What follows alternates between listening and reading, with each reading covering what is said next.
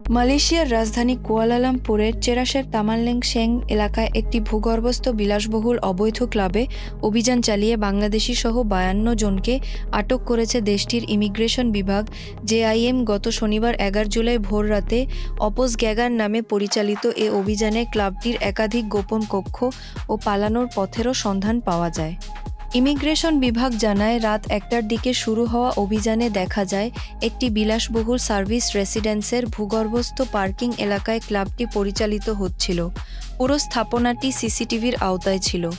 প্রবেশপথে ৩ স্তরের ভারী লোহার দরজা বসানো ছিল, যাতে আইন শৃঙ্খলা রক্ষাকারী বাহিনীর অভিযান বিলম্বিত হয়।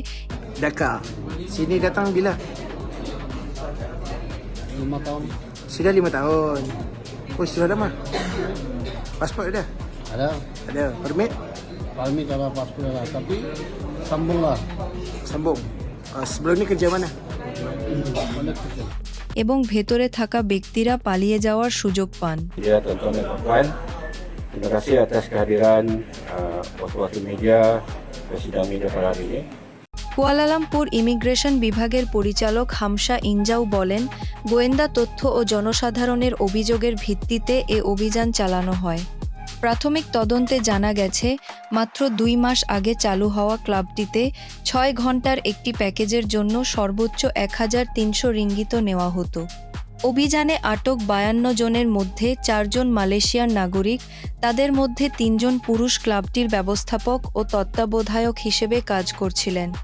অপরজন ৫০ বছর বয়সী এক নারী, যিনি বিদেশি জিআরওদের দেখভালের দায়িত্বে থাকা হিসেবে সন্দেহভাজন। আটক বিদেশিদের মধ্যে রয়েছেন ৩৩ জন ভিয়েতনামের নারী, ১ জন থাই নারী, ১০ জন বাংলাদেশি পুরুষ, ৪ জন মিয়ানমারের নাগরিক এবং ১ জন চীনের নাগরিক। তল্লাশিতে ক্লাবটির ১৪টি কক্ষের সন্ধান পাওয়া যায়। এছাড়া আরও কয়েকটি কক্ষ নির্মাণাধীন ছিল। ভবনের পেছনে একাধিক গোপন বের হওয়ার পথও রাখা হয়েছিল, যাতে অভিযানের সময় দ্রুত পালিয়ে যাওয়া সম্ভব হয়। আটক স্থানীয় নারী দাবি করেন, বিদেশি নারীরা স্বেচ্ছায় সেখানে কাজ করতে এসেছেন এবং তাদের কার্যক্রম সম্পর্কে তিনি কিছু জানেন না।